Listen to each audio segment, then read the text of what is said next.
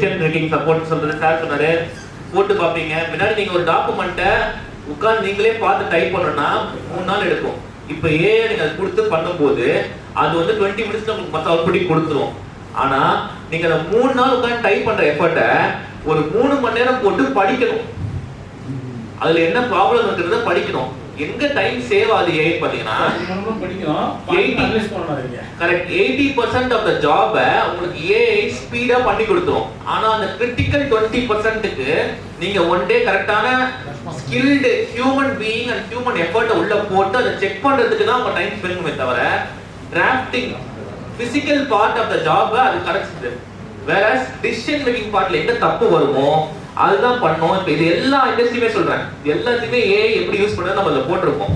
Sir என்ன சொல்ல வந்தாரு, முத்துக்குமார் சார் என்ன கரெக்டாக சொன்னார்னா 2 பேருமே சொல்ற விஷயம் இந்த பேர் தாங்க. சார் சொன்னாங்க imagination it is called hallucination அப்படின்னு சொல்லுவாங்க. ஏஐல ஹாலுசினேஷன் அப்படின்ற ஒரு விஷயம் இருக்கும். அதாவது இல்லாத ஒரு விஷயத்தை கற்பனை பண்ணிக்கும் அதுவே. ஏன்னா அதோடைய இன்புட் அவ்வளவு கொடுத்துருக்காங்க.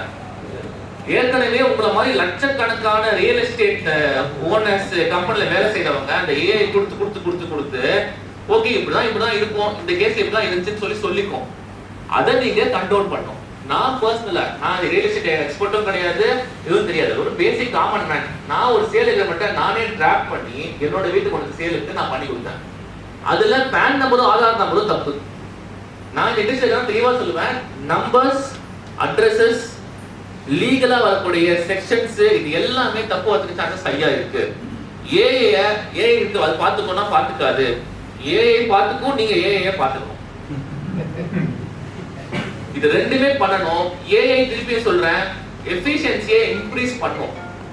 ஏஐ நீங்க எதுக்கு பண்ணா உங்க டீம் மெம்பர்ஸ் எல்லாருக்குமே ஏஐ தெரிஞ்சிருக்கணும். சின்ன விஷயம் ஒரு மெயில் டிராஃப்ட் இன்னும் பெட்டரா எப்படி பண்ணலாம் ஏஐ உதவும் அதுக்கு. ஆனா அது என்ன வார்த்தை கொடுத்துருக்கு அப்படிங்கிறது உங்களுக்கு தெரிஞ்சிருக்கணும்.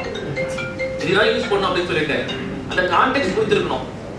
ஸோ ஏஐ யூஸ் பண்றவங்களுக்கு கான்டெக்ஸ்ட் தெரிஞ்சு அறிஞ்சு வேலை செய்யணும். பிளைண்டா வந்துட்டு இது ஏஐ கொடுத்து நான் காப்பி பேஸ்ட் பண்றேன் அப்படிங்கிறது ஏஐக்கு பயன்படுறது இல்லை. So one more thing sir, the prompt கொடுங்க, அந்த ப்ராம்ப்ட்டை கரெக்டாக கொடுத்தா மட்டும்